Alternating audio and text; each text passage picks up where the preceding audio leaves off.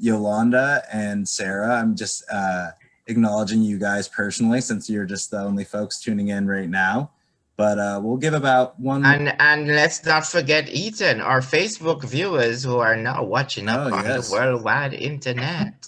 Great point, Andrew. We got some people watching. Oh my God, Ethan, I'm so boiling up. I'm so hot. I don't know what's going on with the weather, but the temperature has been really, really hot. So I don't know how I'm going to cope. What do you think about that? I think we're going to talk about that today and hopefully provide some good information. And we have two brilliant guests with us, Melanie Haynes and Tina Durham. I believe I'm pronouncing that right. My apologies if I'm not. But they're both medical experts and will be talking to us later, and I'll give a more thorough introduction to them shortly. But we can go ahead and get started, and I'll start sharing my screen in a second here.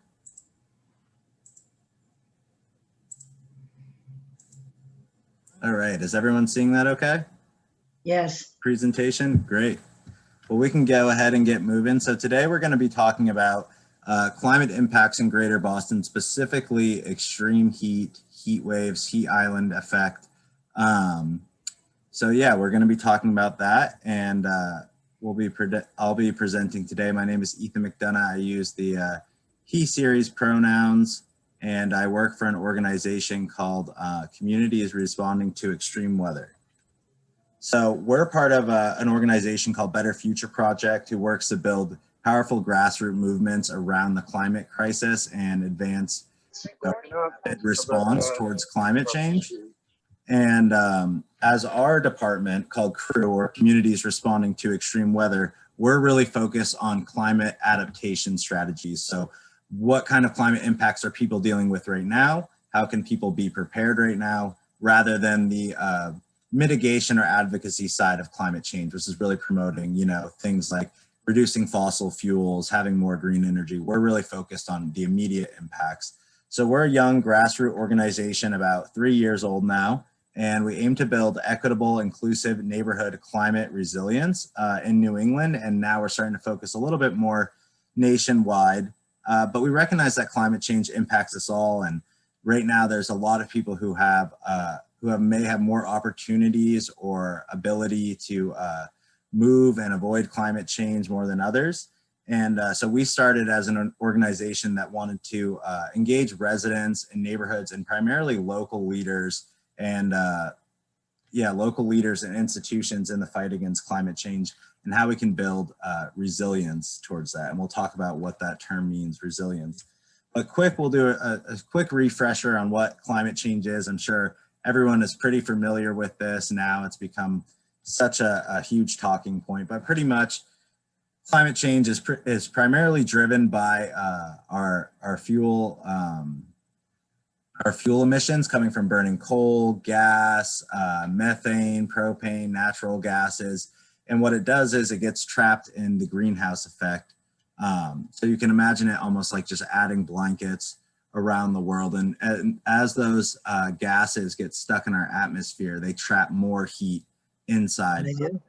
And there's a series of other what they're called feedback loops, in which something like this will set off a whole series of other events. So the planet starts to warm, then the oceans warm. And when the oceans warm, we start to see changes in our weather. So that's one of the biggest things that's been changing a lot, is our jet stream, which is this nice, used to be stable wind pattern that encircles the globe.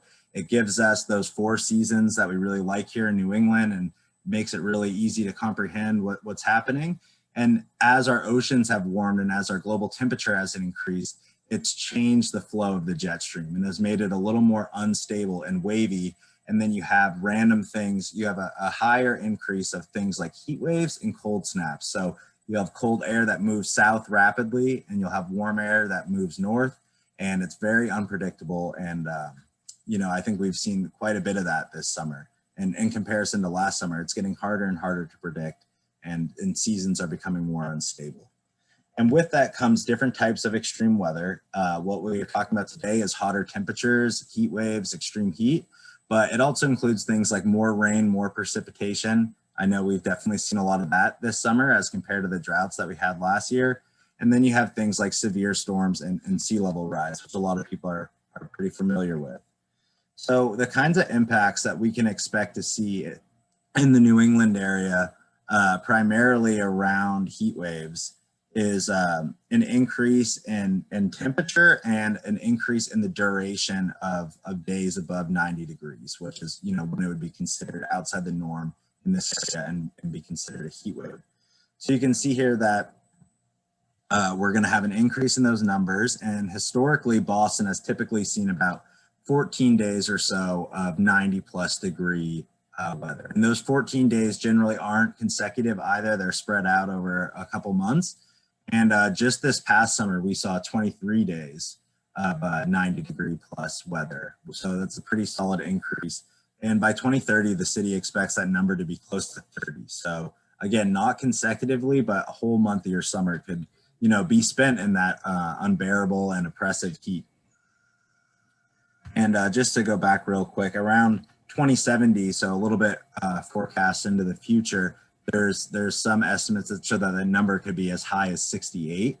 And the average temperature in general is expected to go up 4.5 degrees. And some historical examples of when this gets really bad is things like the Chicago heat wave in 1995, and that caused 739 deaths. And then the European heat wave in 2003, which was really unpredictable, as that climate is not generally prepared for those kinds of increases in temperature. There was over 70,000 deaths. And so we can see that in the coming century, our climate around heat in the summer is going to start to closely resemble those in the South. So it is important to think about how unbearable and oppressive that heat will be in the South if we're going to be inheriting those kinds of climates. And it's also important to note too that it's difficult to predict what that might look like. Is it going to be wet and hot, dry and hot? There's definitely still a lot of uncertainty. So when we get this, there's also heat waves can bring about all sorts of other challenges, including power outages. And we can see that, again, the days are increasing and the general climates are starting to shift more north. So this is saying that Washington, D.C. is going to be similar to Alabama. That previous slide said, you know, in another like 100 years that we'll be in that same range, or another 50 years. And looking at weather fatalities, you can see that heat in general has been, is definitely up there. It leads the most. So that's something to consider out of all the extreme weather forms. And why that happens and why it can quickly lead to fatalities is things like the urban heat island impact. So we talked briefly about how, or I mentioned briefly that some people are more impacted than others, and that can typically happen in communities that have, you know, very little tree cover. They don't have a lot of vegetation, and there's a lot of surfaces that absorb heat or reflect heat on another surface. So concrete, asphalt, steel, metal, and plastic surfaces, all these absorb and reflect heat back into the environment. And that can make a neighborhood that doesn't have good tree cover anywhere from 15 to 20 degrees in the most extremes. And another really important thing to notice, which has been a big factor all over the country this summer, is that nighttime temperatures are also increasing. So particularly in New England, we've been very used to having nighttime be sort of the relief from the heat. You can open your windows, you can cool the house off. Even if you don't have AC, a lot of people have that option. And some of these hot days we've seen this summer, it stays warm all the way through the night. So yeah, nighttime temperatures, especially in urban heat island areas, can be anywhere from 2 to 5 degrees warmer at night, which makes a really big difference. And these urban heat islands really amplify the impacts that heat waves already have. So if the entire city of Boston's experiencing a heat wave, there are certain parts of the city that are going to be, you know, even warmer than that. And here's a great map here that shows, you know, where some of the biggest heat impacts are in the greater Boston area. And just looking at this map, it's pretty easy to pick up parts that are heavily urbanized and then areas where there's a good amount of tree cover or green spaces or corridors where there's trees and cover. So this is sort of just a visual reflection of like where those heat islands would be and what they look like. And I'd highly recommend watching this video just for time's sake. I want to keep things moving along, but go ahead and look up the Chicago heat wave in 1995 on YouTube. There's a tons of really good news coverage of it.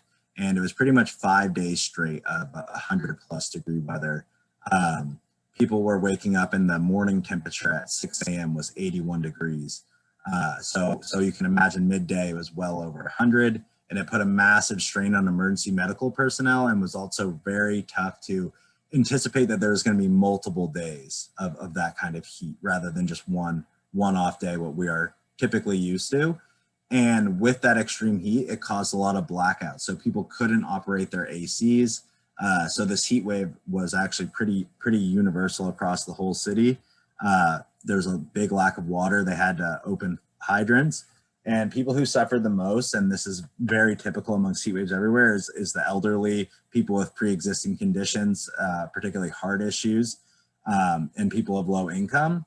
But a really unique part about the Chicago heat wave, which was discussed by Eric Klingenberg, which is a huge influence of our organization, was that the social connectivity was also a massive kind of point in which whether people were going to be safe or not, of how many social connections they had, how isolated were they from others, who do they have to check in on them, do they have a neighbor that goes over and normally talks to them, and we found despite your income status, health status, those who fared the best were those who had some level of social connectivity and had someone to check in on them and could intercept before things got too bad. And that brings us into that heat isn't just physical impacts, and that there's a lot of social and psychological impacts that can come from extreme weather events. So Hurricane Katrina is a great case study to look at, and it had a very big impact on psychological impacts within the city. So up to 54 adults and 45% of children suffered depression. A lot of the survivors developed anxiety or mood disorders. Outside the United States, we see similar things where Indian farmers, after a couple decades of climate changes and unpredictable weather, begin to commit suicide because they can't cope and they don't have that same sense of place or belonging or understanding of their world. And then there's also just a lot of economic stuff tied into extreme weather. If you're a farmer, you're heavily invested in what the seasons bring. And without that, it can be really hard to carry on.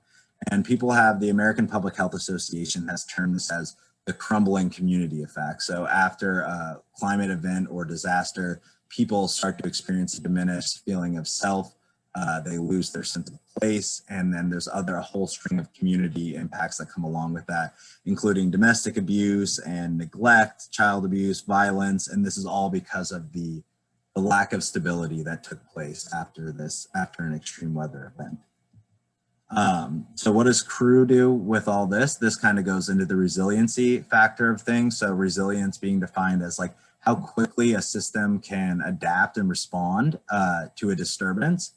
And CREW works to, again, like focus on residents, focus on the grassroots building, what systems do residents and communities already have in place, and then we try to build off that. So one item is community teams is a big thing, or CREW teams. And this is pretty much like we work with local groups. It can be anywhere from 5 to 15 people who are interested in working on climate impacts in their community, specific climate impacts, and we do whatever we can to help facilitate that. If they need some research, we provide that. If they need brochures, printed materials, we can provide that. And then in some cases, we even, work on grants with certain communities and try to accomplish goals around climate resilience. And then our probably largest program is climate resilience hubs, in which local institutions, like a physical institution, such as a library, a house of worship, a rec center, something along those lines, dedicates themselves to serving their community before, during, and after extreme weather events.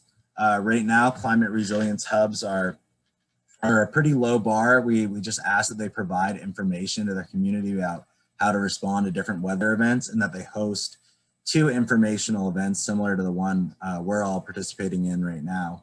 We try to push them to do at least 2 a year, but we are working on some prototypes for maybe more engaged climate resilience hubs that could actually act as like a cooling shelter during a heat wave. Because one thing that we've found with extreme heat is that people are also really hesitant to engage in cooling shelters. Sometimes they have to walk several blocks just to get there. They have to put themselves through the oppressive heat just to get to the shelter. So our end goal ideally would be to have some of these hubs within 10 minutes of your location across the city of Boston, whether it be a cafe or a library, any sort of relief that these groups can add.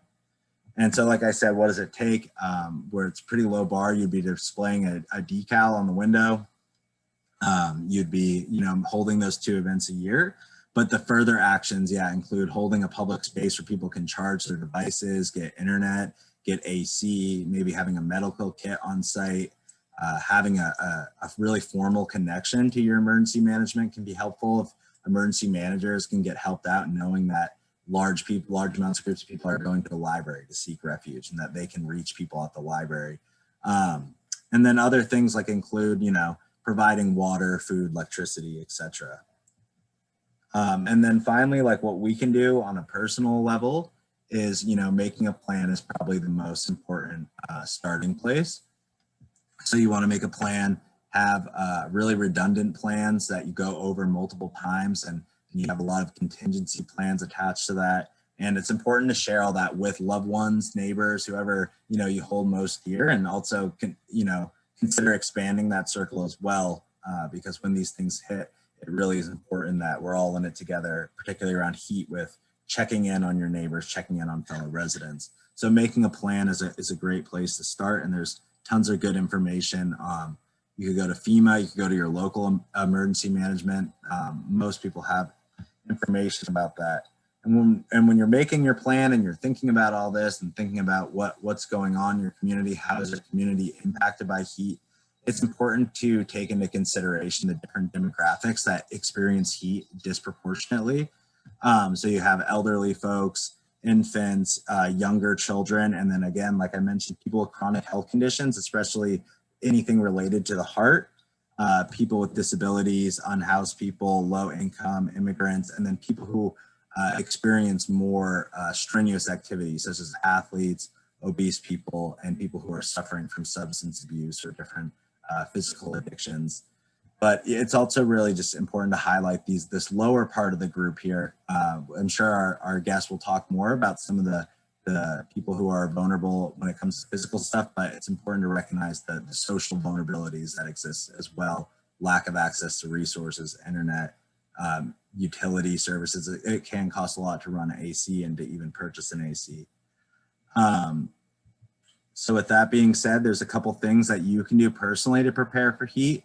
One of them is cooling your house and making it a place for respite. So covering your windows when you can at all times. Drapes and shades work great. If your house is really hot, you can do some more DIY approaches, like cover some cardboard with an aluminum foil, and that will help reflect a lot of the heat and will also help insulate the inside of your house and keep the temperatures cool there. Find cool places in your community. We had some resources mentioned by our guests, and hopefully they can share some of those in the chat or bring it up when they speak.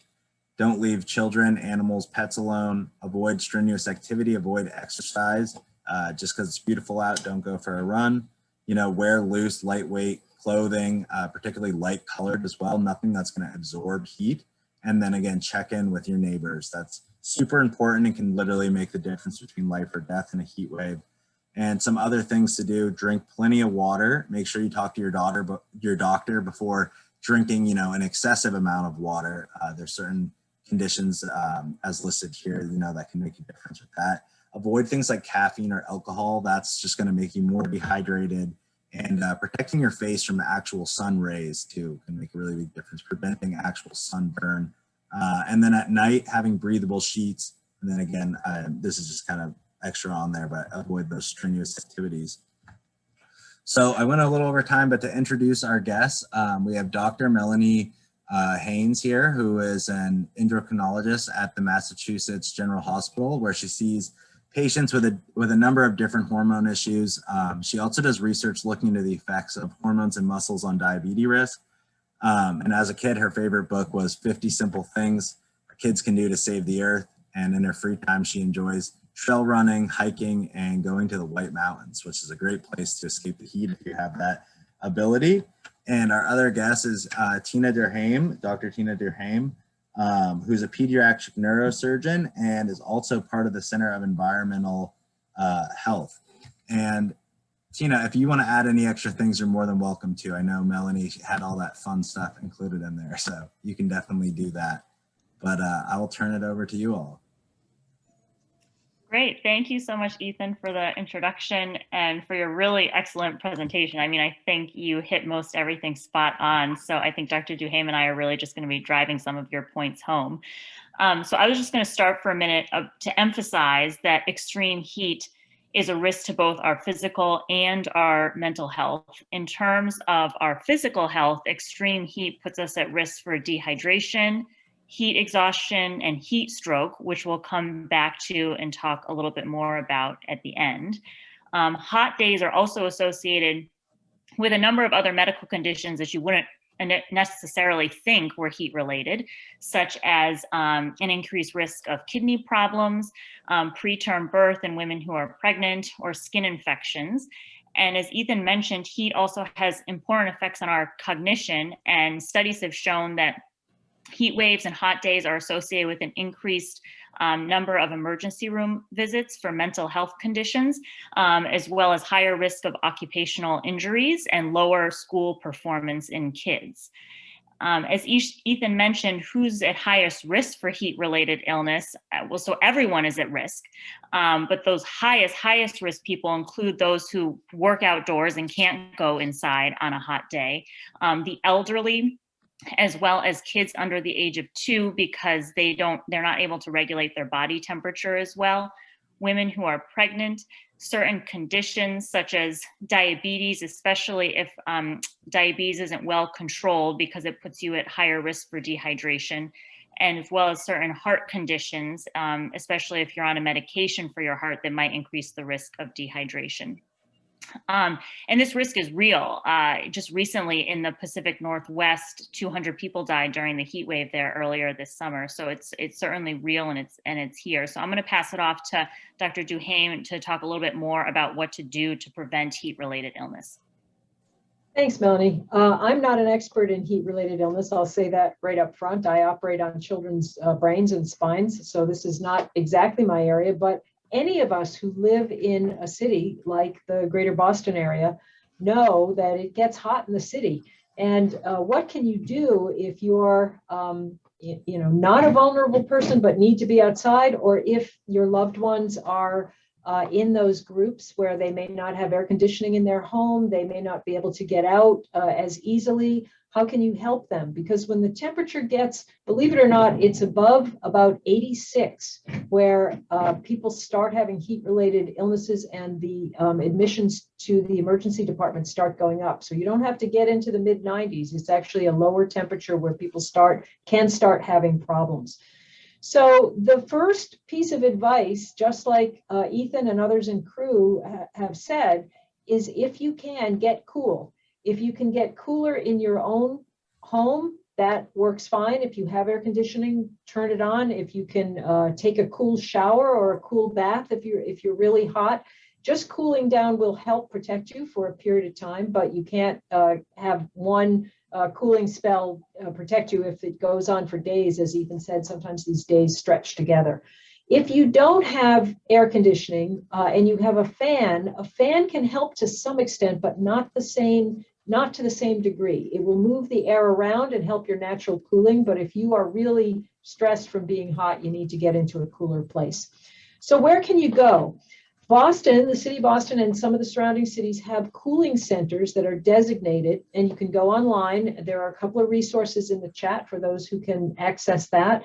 And they have places that you can go that are designated as cooling centers. But there are other places. You can go to a mall, you can go to a grocery store, you can go to a library that stays open. Some churches, as Ethan mentioned, will keep open their, church basements, they can keep them cooler more easily. And sometimes they will open their doors during a heat wave specifically for members of the community. If you are taking care of or watching out for someone who is older or has some other risk factors, and they are starting to feel dizzy or nauseous, or you feel them in their pulses fast and you're worried, you can always just call 911 and get them to a hospital if you feel the need to do that. If somebody's just feeling a little bit off and they're hot and sweaty, you can help them by sponging them off with cool water, putting ice packs, but don't take too much of this on yourself. If you're worried, it's best to get that person to a cool place and even call emergency care if you need to.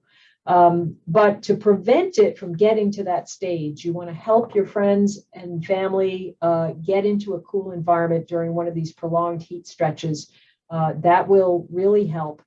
If you have to work outdoors, what you want to do is not wait until you're really ill. If you're feeling hot and sweaty and dizzy and a little nauseous, you need to get into a cool place right away. Don't wait until, you know, somebody has to drag you out because you're getting disoriented or really having a problem. So every year in the United States, people who have outdoor work, laborers that have to work in the hot sun. In Boston, it might be people who have to work outside that are not laborers, but just in that hot sun. People who are firefighters, for example, these people every year, some of these people die. People who are exercising in the sun and think they can tough it out, but they're starting to feel nauseous or dizzy or lousy. You know, toughing it out is not what you need to do. What you need to do is get cool, get into a cool place, drink fluids, ask for help. And if you need to, call an ambulance, call 911, because these are preventable, and even young people can suffer from these kinds of things. So the basic message is get yourself or your loved one into a cool place. Don't let it get to the point where they're really ill. Take it seriously, because it can escalate pretty quickly and get you into big trouble that would have been preventable had you just asked for help or asked other people for help in the right time frame. Okay, Ethan, should we turn it back to you? Oh, actually, can I talk a few more minutes about the distinction between like heat exhaustion and heat stroke? I know Dr. Duhaime touched on that. I mean, I think as a general guideline, if you're concerned, you should always seek medical attention. But sort of on the realm of severity, or the spectrum of severity, the most mild are, you know, heat cramps. You actually have like cramping in your legs, at which point you should stop activity, move to a cool place, drink water, maybe loosen your clothes, maybe put a cool cloth on your body, and get medical help if it doesn't resolve within an hour. And then the next most severe is heat exhaustion, where you have heavy sweating, but your pulse might be fast. You might feel nauseous or dizzy or faint or have a headache. And similarly, move to a cool place, loosen your clothes, drink water, put some wet cloths on your body, and get medical help if it doesn't resolve in an hour, if you're vomiting, or if you fainted. And then most severe, which is really the category that really increases your risk of significant illness and even death, is heat stroke. And unlike heat exhaustion, where your body is still able to sweat, in heat stroke, your body is no longer able to use sweating as a mechanism to try to cool it down. And so you actually stop sweating and instead get a very high fever, like up to 103 Fahrenheit, 106 has even been seen before. And it's associated with those really high temperatures with confusion, loss of consciousness, fainting, and then all the other symptoms that are also associated with heat exhaustion. But if you're worried about heat stroke, so someone's not sweating, they're confused, they have a fever, you need to call 911 right away, and move them to a cool place. And actually don't give them something to drink because of this issue that if they're confused that they can't safely drink something, just call 911 right away. So yeah, but with the tips and techniques that Dr. Duhaime has talked about, hopefully it would never get to that point, but just so everyone understands that this is serious, what we're talking about. Thanks, Melanie. It might be worth mentioning sunburn as well. So sunburn decreases your body's ability to handle heat and to sweat and to change the circulation in your skin to allow your body to release some of its heat. And so this is why people say, you know, cover your skin, even though it's hot, you want to be uncovered. If you have to be in the sun, you want to be covered, and you want to have some sunscreen if you can. People sometimes ask, do dark-skinned people need sunscreen? And what I'll say is dark-skinned people are much less likely to get sunburn, but if you get a sunburn, which you can, even with dark skin, it's going to impair your ability to handle heat. So the bad combination is sunburn plus very high temperatures. So if you have to work outdoors or you have to be in the sun, keep that in mind. If you can prevent sunburn, that's one tool that your body still has, is intact skin that isn't burnt to help you relieve your heat. Great. Thank you for bringing up that last point, Tina. I think that's often overlooked for sure. I have a question for the panelists. How are you guys? One of the things too for the community group, community people, and you know, we have a lot of these community housing development. So sometimes we see the kids turn on the hydrant with the water to keep cool. So that's some of the ways that would you recommend that in a community development? Yeah, so water is a good way to keep cool because when it evaporates, it lowers your temperature. So that's why they have, you know, around the city, there are these sprinkler places where kids and even adults, you don't need to be embarrassed to do it as an adult. You know, if you're feeling hot, water will cool you off. So if that's your resource, that's great. Now, on the other hand, you don't want the kids having so much fun in the sprinkler that they're in the direct sun and they're getting sunburned and their temperature's going up. So, you know, if it's really, really, really hot, it's good to cool off, but don't stay in the sun for a long, long time. Right. Thank you. And when you're in the water, you can't forget to still drink water because they're different things. So as Ethan mentioned, drinking, even if you're thirsty, and if you have a limit on how much water you should be drinking every day per your doctor, then speak to your doctor about what to do on really hot days, because some people with heart conditions and stuff aren't supposed to drink a lot of water regularly. So in those situations, talk with your doctor about what to do. And in terms of what not to drink, alcohol is dehydrating, so that's only going to make things worse. And sugary drinks, especially if you have diabetes, are dehydrating as well. So pure water. Oh my goodness, no rum and Coke? Oh yeah, so if alcohol's bad and sugar's bad, rum and Coke is the worst. Yeah, I want to make two more points. One is that when you sweat, which is, you know, your body's way of getting rid of heat, you also lose salt. So some people ask, should I drink just water or should I drink something like Gatorade? And the answer is the best first defense is water, plain old water. But if you drink an enormous amount of water and don't also make up some of the salt you lose, you can drop your salt level, particularly if you have a problem with your kidneys. So some salt, not excessive amounts, but some salt, like the kind you get in Gatorade, or even by, you know, eating a saltine or something, can be helpful to keep things in balance if you're chugging lots of lots of water. The other thing to mention, which was already mentioned, is you know, very young children have difficulty managing their temperature. So you know, they'll look healthy, but kids will compensate until they really crash and fall off the edge. So you just have to be careful. Kids can get overwrapped, and you know, they can not regulate their temperature, especially little babies. So that's another thing to keep in mind. Oh, this is good. Very valid information. Real good information for us. Thank you, guys. Definitely. Thank you much. And if any of our guests or any of our attendees want to have any questions, feel free to put them in the chat or come off mute. We have a pretty, you know, chilled here. So yeah, feel free to speak out if you want, or you have a question.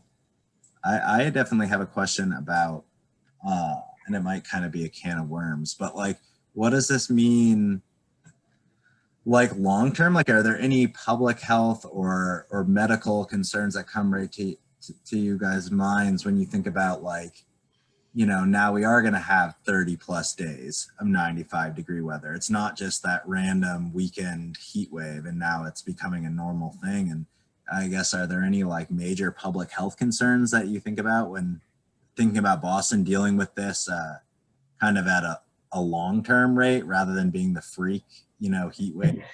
Eden, that's a great question. And that's why I think more and more healthcare providers of various sorts, clinicians, physicians, nurses, people in the other aspects of healthcare are increasingly concerned about this, because climate change, as you've pointed out, it's not just some pie in the sky thing that's going to happen in the future. It's not just something that's going to happen over there. It's happening here and now.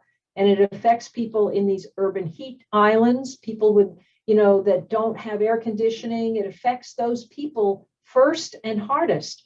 So it is a health problem and a public health problem. And that's why, this center at Mass General for the environment and health was formed, so that clinicians can advocate to politicians and to ourselves. I mean, Mass General, for example, is cutting down its use of fossil fuels to lower and lower levels, and cutting down the amount of waste. And one of the things that contributes to climate change in a hospital is the anesthetic gases we use to put people to sleep. So we're trying to cut that back. We're not going to do surgery on you without anesthesia. Don't worry about that. But there are ways to put people to sleep that don't release greenhouse gases that make this problem worse. So in the healthcare field, we're increasingly aware that we have to, take a lead in decreasing the problem at its source as best we can.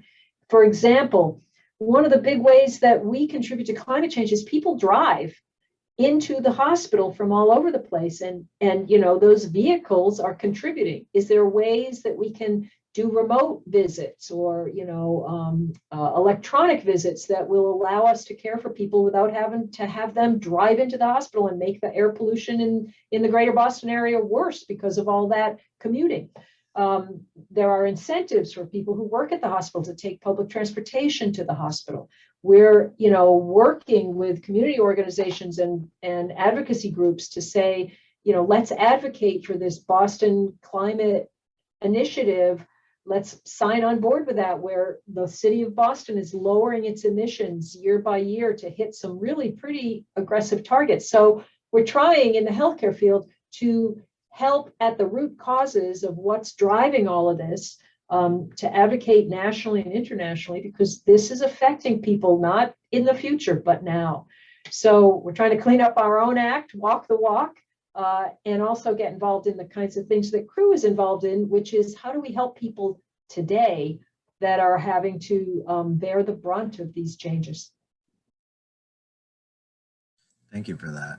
We do have a question from the chat from Sarah, and she asks, why are some people unable to sweat? Their face gets very red. Are they especially susceptible to heat exhaustion and heat strokes?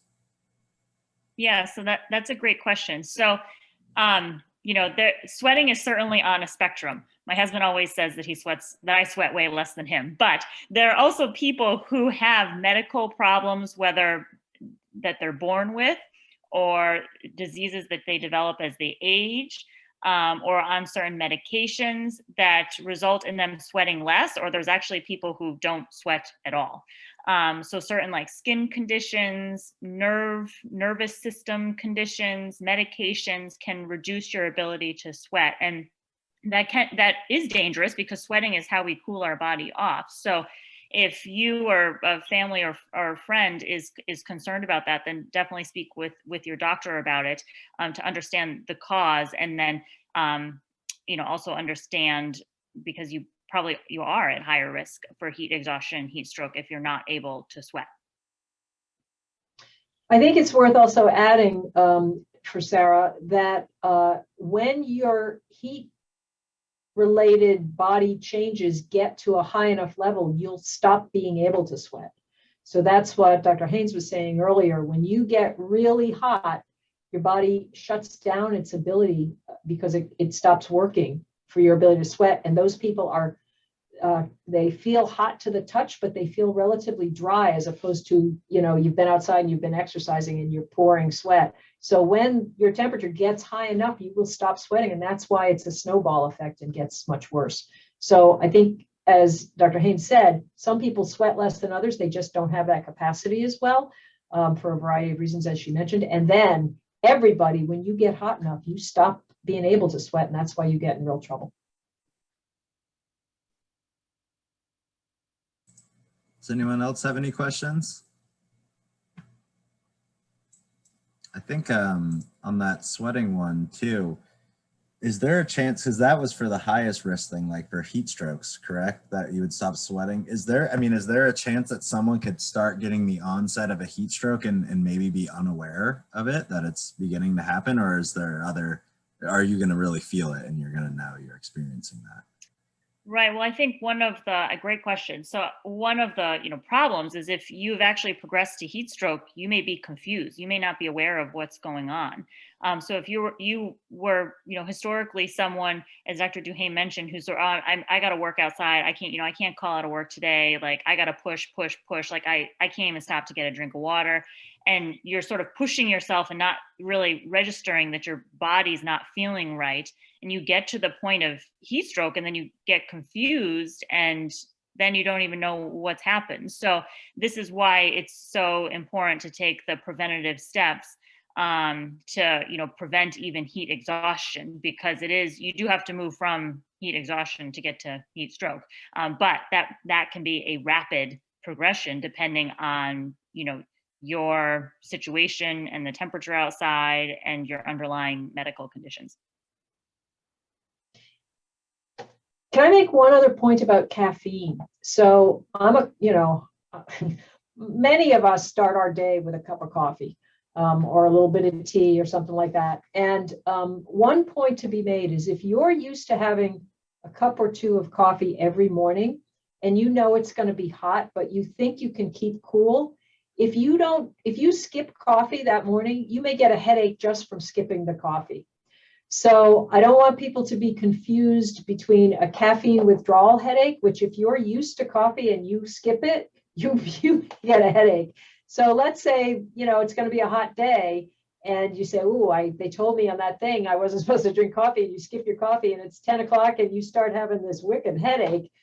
Don't confuse a caffeine withdrawal headache from heat stroke headache. I don't want people to be worried because they said, I shouldn't have coffee today. It's a hot day. If you can keep cool, it's okay to have caffeine. It's if you're, drinking, you're trying to keep hydrated and you keep drinking iced coffee after iced coffee after iced coffee, that may have the wrong effect. So, limit your caffeine, but if you do a cold turkey on caffeine, you may get a headache just from that. Melanie, you have anything to add for that? Oh no, that's a great point. So you could still have your morning brew, but then have a glass of water with it. So. Right.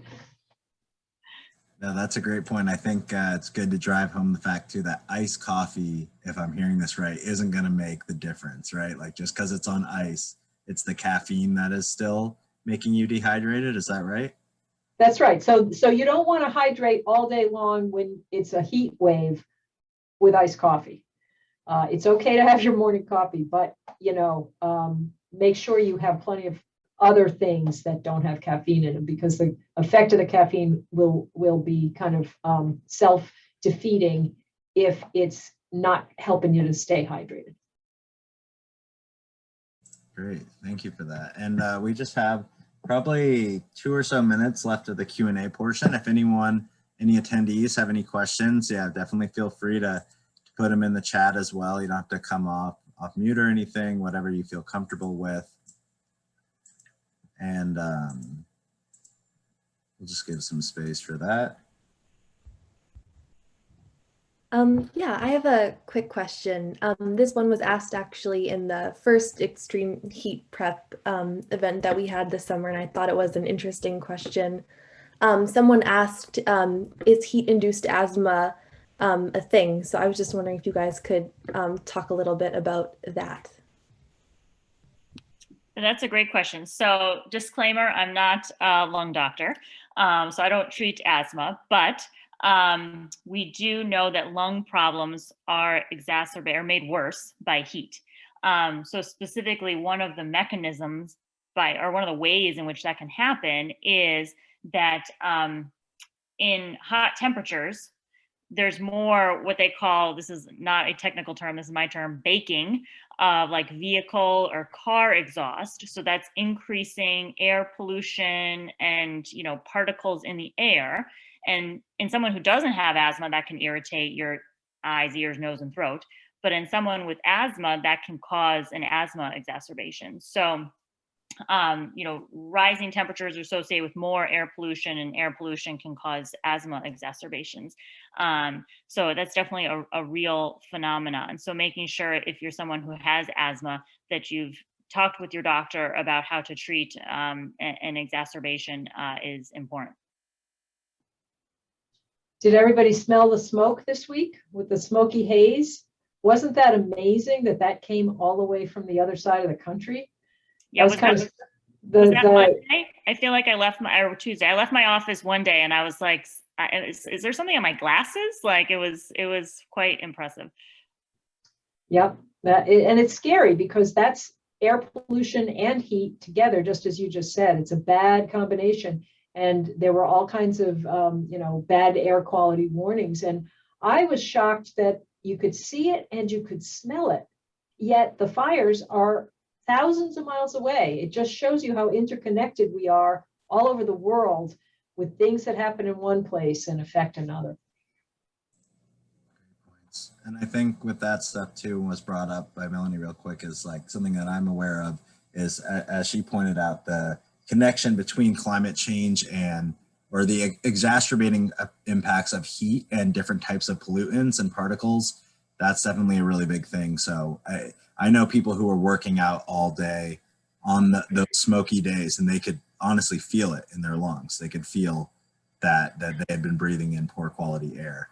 And one thing that is less so dangerous, but can become really unbearable in communities during heat waves as well, is scents and odors can really increase, and it can make communities in certain streets and neighborhoods behind restaurants become almost unbearable. So that's something to keep in mind as well. But with all those questions, which are great, and thank you so much for taking all those and those. You did a fantastic job and provided so much great information to all our viewers on Facebook and those of us who joined here on Zoom. And with this, I'm going to turn it over to our partner, Andrew Sharp, briefly, from the Authentic Caribbean Foundation, who is working with crew to put on these events for residents in Dorchester. Their organization, Authentic Caribbean Foundation, also works closely with us on a similar cooling project / grant in the city of Brockton, where we're working to provide vulnerable residents with free air conditioning units. But Andrew, if you have anything to say about this program, about these events that you guys that us are hosting together, feel free to chime in if you want to talk about Authentic as well. If you're there, of course. If not, no problem. And we can move to the big ticket item of the evening, which is this free gift card raffle. It's I believe $100 gift card. Is that right, Layla? Yes, $100 gift card. Great. So I'm going to rack people's memory. I don't know if this is the way that Vernon did it before, but this is what we're going to try. Try to rack your brain and think back to that heat table where we saw the different amounts of days per summer that we're going to have above 90. And whoever can get us in the chat with the closest guess that how many days are going to be above 90 degrees or projected days above 90 degrees between the years 2015 and 2044. Whatever your closest guess is, how many days above 90 degrees you think is going to happen between those years, 2015 and 2044. Sarah's in the chat with 23. We'll give some space to Yolanda and Dylan if they want to contribute.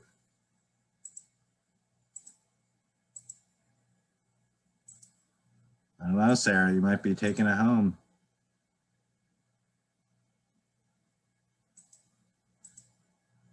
We'll just give a couple more minutes, and I'll repeat that again in case folks are just getting back to their computer or phone. But a question to win the gift card, who is here with us on Zoom, you can tell us in the chat, how many days are projected to be above 90 degrees between the years 2015 and 2044? Closest number is going to take home a $100 gift card.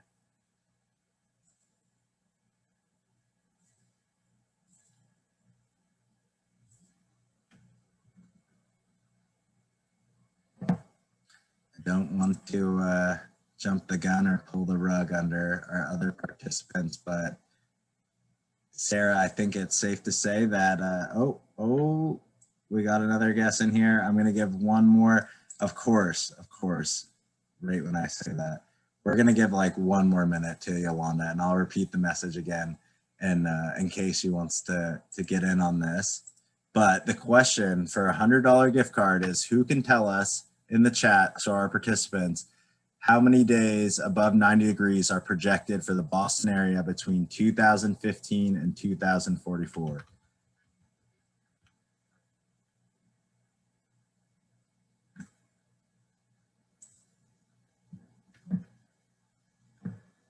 All right, I am gonna officially cut it off. I think that's okay to do at this point. But the answer was 31. So Dylan, you're right on the money. You got it. Congratulations. Nicely done.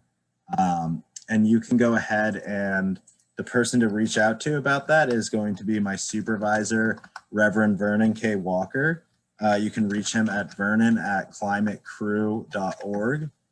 And he'll be sure to get you that gift card if that's the correct route to go, right, Layla? Through Vernon? Yeah, that would be fine. Dylan, if you also want to leave your email for us, we can get it to you that way also. Might be a little easier for you, so you don't have to reach out to Vernon. But either way, thank you. I email, and I'll write that down now. Yeah, and nicely done, Dylan. Sarah, I'm sorry if it was like a Jeopardy type game with a buzzer, you would have been all over it, but maybe next time. I think that Authentic and Crew are planning a couple more of these throughout the summer, so throughout August, and I think there'll be maybe a couple in September too. So be sure to stay tuned wherever you heard about this event. Definitely come to our next ones. And again, I want to thank both our guests, Doctors Melanie and Tina, so much for coming and providing just excellent information, fielding great questions. I definitely learned a lot. I think other people on the call learned a lot, and hopefully our Facebook viewers got something out of this. And of course, one of the best things about these Zoom presentations is that now we have a recording of this.